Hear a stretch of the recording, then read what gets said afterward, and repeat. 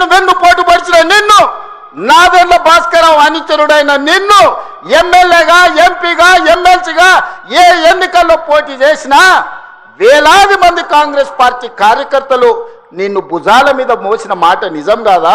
పల్లకిలో అసెంబ్లీకి పంపిన మాట నిజం కాదా? మిత్రులారా, 40 ఏళ్ళు నీ కోసం, నీ పదవి కోసం, నీ కుటుంబంలో జడ్పీటీసీ, ఎంపీపీ ఏ పదవి వచ్చినా నీ కుటుంబానికి ఇచ్చుకున్నా జగిత్యాల కాంగ్రెస్ పార్టీ కార్యకర్తలు మౌనంగా నీ కుటుంబానికి ఊడిగం చేసిన మాట నిజం కాదా?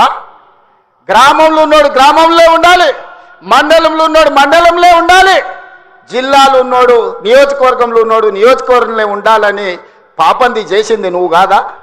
మొన్న నేను జగిత్యాల కార్యకర్తలను కలిస్తే ఒక్కొక్కరు తమ కష్టాలను మనసు విప్పి మాట్లాడుతుంటే నాకు ఆశ్చర్యపోయినా. గాంధీ భవన్ చూసి ఒక నాయకుడు చాలా సంవత్సరాల తర్వాత మెట్రోలో పోతుంటే గాంధీ భవన్ కనిపిస్తే ఆనందంతో కన్నీళ్లు గారిని, ఆనంద బాష్పాలు గార్చిన మెట్రోలో నన్ను ఇట్లా గాంధీ భవన్ చూసిన మా నాయకుడు ఎన్నో నన్ను గాంధీ భవన్కు తీసుకుపోలేదని చెప్తుంటే నాకు నిజంగా మనసులో కలుక్కుమన్నది.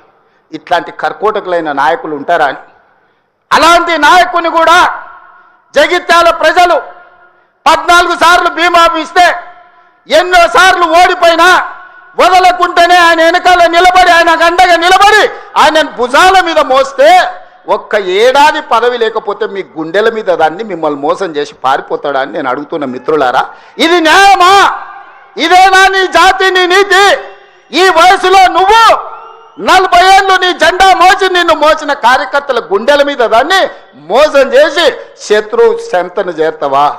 శత్రువు సంకలు చేరి ప్రజాపాలన పోవాలంటవా? ఇట్లాంటోడు పెడితే పెళ్లి కోరుకున్నాడంట, పెట్టకపోతే సాగు కోరుకున్నాడంట. ఇంతకంటే ఉదాహరణ ఇంకేమన్నా ఉందా? నేను అడుగుతున్న పెద్ద మనిషిని, ఈ ప్రజాపాలన ఎందుకు పోవాలి?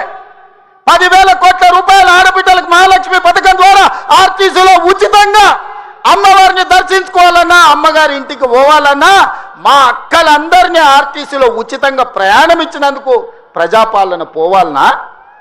తెలంగాణ ఉద్యమంలో సమిధలైన శ్రీకాంతాచారి, వేణుగోపాల్ రెడ్డి, ఈశాన్ రెడ్డి కానిస్టేబుల్ కిష్టయ్య ఆదర్శంగా మొదటి సంవత్సరంలోనే 70,000 ప్రభుత్వ ఉద్యోగాలు ఇచ్చి గ్రూప్ 1, గ్రూప్ 2, గ్రూప్ 3, గ్రూప్ 4 డాక్టర్లను, ఇంజనీర్లను 70,000 ప్రభుత్వ ఉద్యోగాలు ఇచ్చినందుకు ఈ ప్రజాపాలన పోవాలనా?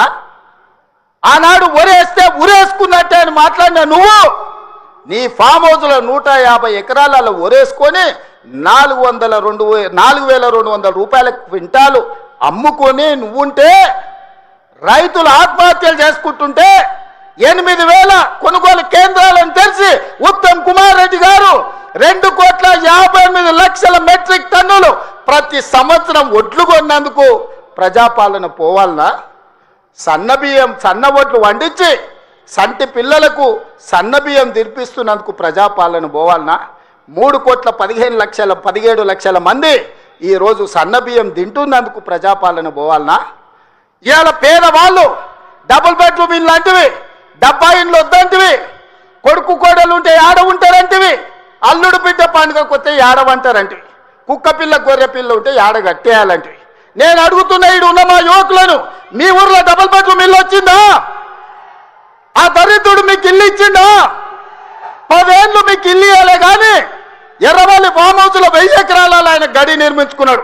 జన్వాడలో కొడుకు ఫామ్ హౌస్ నిర్మించుకున్నాడు. మోయినాబాద్లో తాటి చెట్టు నిర్మించుకున్నది.